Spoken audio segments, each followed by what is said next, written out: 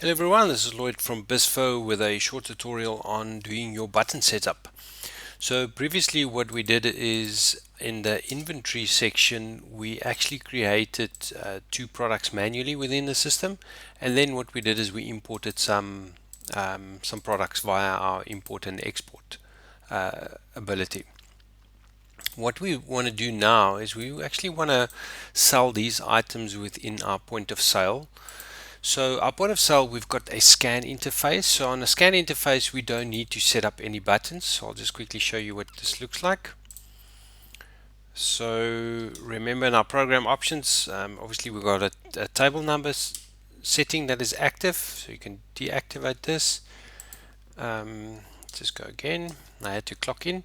So this is where we would scan our barcode. So we would type in 1006 and the Coke is coming up. 1007 was this one, 1008 and 1009.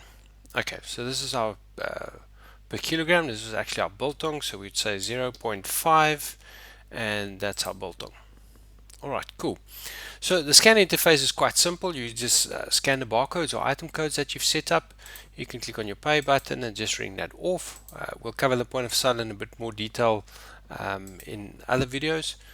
But what we want to focus on now is the actual button setup. Let's go to exit. Let's go back to home. Point of sale, and this is our touch setup. So let me just show you what this looks like if it's not set up correctly. We'll go 3.3. Okay, cool. So we've got a category listed. Once I click on a category, I've got a button, but there's nothing set up for our button setup. So let's go back.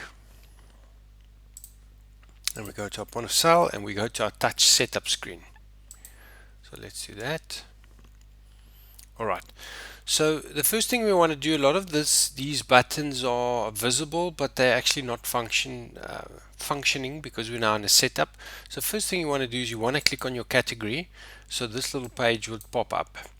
So this is an important page. It's our actual navigation page. So let me start by just clicking on this one. I can now give this a name.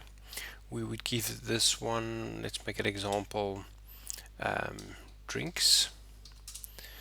And let's do another one. Clicking on add, and we can make this one meat, and we can add another button. We can call this one miscellaneous. Alright, again, when I click on the button, just to go through the screen, we can see that the product name is listed. We've got page details. I'll go through that once we set up the products. We can add images. We can move these buttons around if need be. Let's just put it back there. If you you can set the top to 0, maybe to make it a bit easier, and the left to 0 as well. So now it's aligned. You can set your font color, font size, and so forth. So what is important is we now want to list items within the drinks category. So I would click on next, and once I get to next, I can actually see that these are the buttons that I can add, and I can now add more buttons. I can remove the buttons, and once a button is added, I can actually link a product. So this would be drinks, so I can click on my link product button. I can filter, so I can say look for Coke. This is one way. I could look for drinks. This is another way to filter, and I can then, once, let's say I've got Coke, I just typically double click it, say yes, and it is now added Coke and the price to the button. But what I want to show you, which is a quicker way once you've set up your categories correctly, is you can do bulk buttons. So I'm going to say I'm going to do drinks. So these are all my drinks listed on my system. I'm going to select all of them and I'm going to add. And what the system does is that it actually adds all the buttons at once. And then I want to add a back button, so it's a new button, and I just want to say this is now my back button. So this is my navigation. So clicking on my next menu, I can go to drinks, navigate with next, back, navigate back. Right, cool. So that was quite simple. So let's go to meat. Let's go to our next menu. Let's go to add bulk buttons. Let's go to what have we got for meat. Select all, add, and done. Let's add a button. Set it as a back button. Done. Let's go to home. We do miscellaneous. Next one. Let's go to bulk buttons. And let's see what we had. Miscellaneous. No. We had water. Let's just add all the items. View all. I want to add water, rope. That's about those. We click add and done. And then we click add button, set it as a back button. Alright, cool. So let's go into a bit more detail. So that's basically it for our buttons. Everything is set up. So let's go to drinks. What you'll notice is we don't have any prices listed on the button. So I can click on Coke. I click on link product and I can say show button price. So I just click that one. And now what happens, I can see the actual price on the button. But a faster way to do it would be our page details, and this is also quite important once we start setting up our kitchen printers. We want to use this page setup. So what we're doing or seeing now is actually all the products on the page, and I can then just have a look at the columns quickly. So this is the button. It's not a sub menu.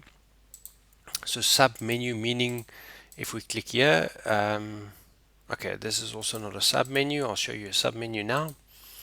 So let's say on this button I wanted to have a quick access to meat. So I would go meat. Let's just define this button and give it a color. Let's make it green so it stands out a bit. So this is actually my sub menu, and then I want to say create new sub menu. Yes. And this one I actually want to create and say this is what was it called? It was biltong. Double clicking it, yes.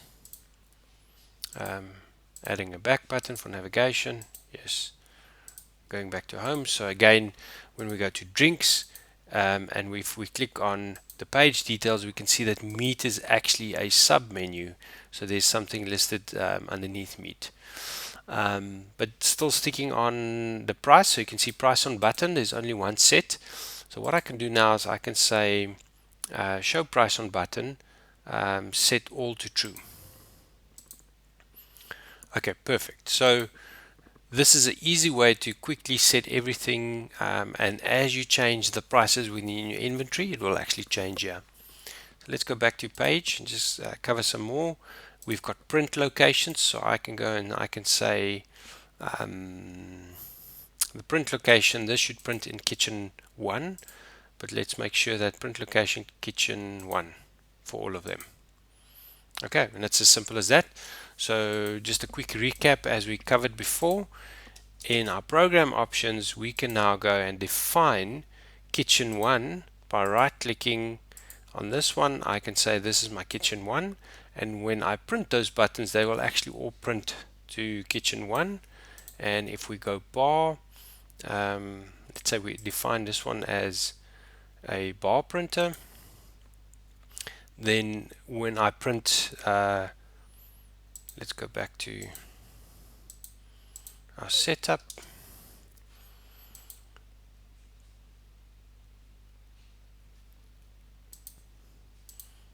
Drinks, meat. This is probably not a good example to print meat at the bar, but let's show you anyway. So it's page details, and I can now say print this at the actual bar for me.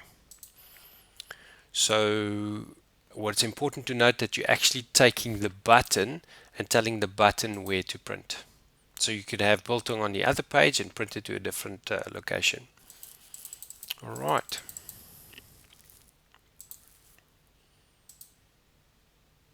So let's do a quick recap or actually see these buttons in action.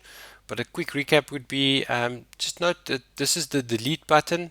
Don't be afraid if you deleted something, you can just click add. It just simply hides and unhides it. Clicking on my drinks menu. Again, if I click delete, it will remove it. But if I click add, it will first replace all the buttons that was there. Right, good. Add buttons in bulk. We covered this one. If you just want to add a category or supplier buttons, this is your navigations. Be careful of this one, it might confuse you. So this one is only for sub menus. So again, when adding a button and you want to not list a product via your link, but you would rather actually create a sub menu, you could use this button. For example, this would be our rope.